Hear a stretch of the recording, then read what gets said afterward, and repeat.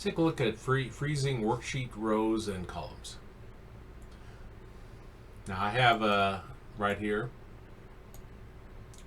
though I don't have them formatted very well. Let me try that again. Format these a little bit better, a little bit more pleasing.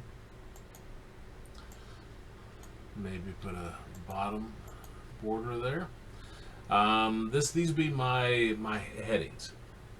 Well, if I scroll down, I can't see them. So if I'm working down here at row 100, I can't see which column is which. Not that I have a lot here, but imagine you have like 15 columns. So what we want to do is we want to freeze that so when we scroll down, it'll remain. Let me insert one here, and I'll put some numbers over here too. We'll eventually get to that. Okay. So, to freeze the top row, you're going to go to the, looking right at it, I think. Wait a minute, view.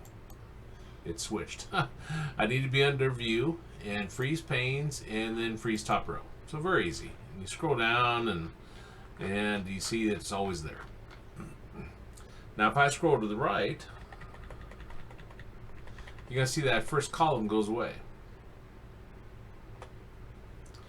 Even more than that, these would kind of go away too, but I'm not concerned with those. I'm really concerned with these.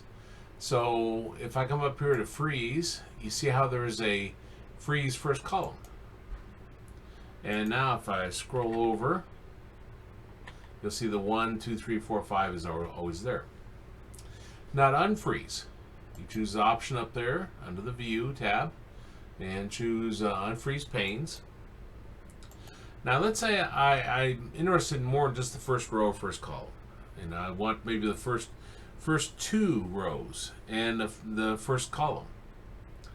Well, what you do is you click somewhere in your sheet, and what it's going to do is it's going to freeze all the rows above it and all the columns to the left of it. So when you click here, it'll freeze the top two rows and it'll freeze the first column. When I say that, you choose the freeze columns here, do the drop down, and we choose freeze panes. So now if I scroll down, you see how it leaves the first two rows there.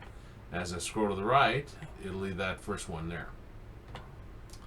And again, to unfreeze that, you just choose this option and choose unfreeze panes.